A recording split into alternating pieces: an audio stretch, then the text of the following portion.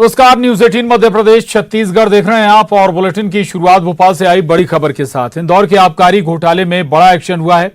Assistant commissioner Rajnarayan Soni दोषी पाए गए हैं। राज्य सरकार ने तत्काल प्रभाव से सस्पेंड कर दिया है। तो ये बड़ी खबर है। भोपाल से आपको बता दें, इंदौर के आबकारी घोटाले में बड़ा एक्शन हुआ है और असिस्टेंट कमिश्नर राजनारायण सोनी इस मामले में दोषी पाए गए हैं, जिन पर एक्शन लिया गया है। राज्य सरकार ने तत्काल प्रभाव से इन्हें सस्पेंड कर दिया है। एक्शन लिया गया है राजनारायण सोनी के खिलाफ। असिस्टेंट कमिश्नर राजनारायण सोनी को तत्काल प्रभाव से सस्पेंड कर दिया है राज्य सरकार ने। दरअसल इंदौर में हुए आबकारी घोटाले में इनकी बड़ी भूमिका सामने आई है और इसी मामले में राजनारायण सोनी, जो कि असिस्टेंट कमिश्नर के पद पर तैनात थे, उन्हें सस्पेंड किया गया है। विकास सिंह चौहान हमारे साथ जुड़े हैं और जानकारी के साथ। विकास, पहला ये आबकारी घोटाले के बारे में डिटेल बताइएगा और फिर क्या भूमिका इनकी सामने आई है निकलकर असिस्टेंट कमिश्नर राजनारायण सोनी की इस पूरे घोटाले में।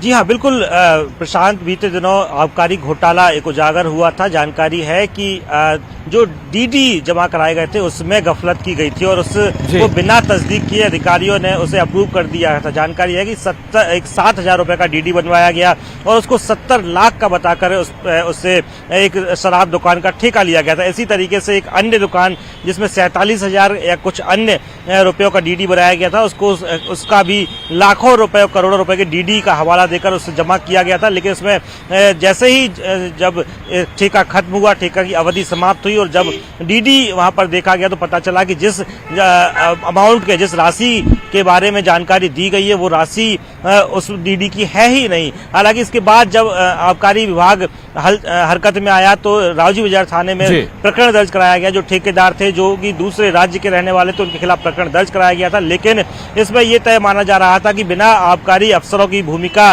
कि ये संभव नहीं है, बिना आबकारी अफसरों की मिलीभगत के ये घोटाला संभव नहीं है। यही वजह थी कि उसके बाद प्रमुख सचिव ने मामले में जांच के आदेश दिए थे और अफसरों की भूमिका की जांच की गई थी। उसी वक्त ये तय माना जा रहा था कि बड़े ओहदे पर बैठे जो अफसर हैं उन्हीं की भूमिका थी। लिहाजा जांच के प्रथम दृष्टया जो जांच हुई उसमें राजनारायण सोनी को दोषी पाया गया है और मध्य प्रदेश शासन ने असिस्टेंट कमिश्नर राजनारायण सोनी को सस्पेंड कर दिया गया। इसके साथ एक अन्य जो अफसर हैं उनकी भी भूमिका की अब जांच अभी जारी है। अब देखना होगा कि उनके खिलाफ किस तरह की कार्रवाई होती है। लेकिन कमोबेश ये कोई पहला मामला नहीं है प्रशांत की जब इतना बड़ा घोटाला इंदौर में आबकारी विभाग में देखने को मिला। उससे पहले भी 42 करोड़ के घोटाले के मामले में भी कई परतें निकलकर सामने आई थी, कई पहलू निकलकर सामने आ चुके हैं। प्रशांत, ठीक है जी, शुक्रिया आपका इस जानकारी के लिए।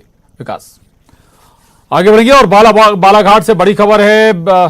वारासिवनी से अपहरित मासूम दक्ष मिल गया है। पुलिस ने अपहरित बच्चे को बरामद कर लिया है। सोशल मीडिया और युवक युवती से की मदद से बच्चा बरामद हुआ है। आरोपी की पहचान हो गई है, ये जानकारी भी एसपी ने दी है और जल्द आरोपी की गिरफ्तारी भी होगी। तो ये बड़ी खबर है बालाघाट से, जहां पर वारासिवनी से अपहरित मासूम दक्ष बरामद कर लिया गया है। पुलिस ने अपहरित बच्चे को बरामद कर लिया है।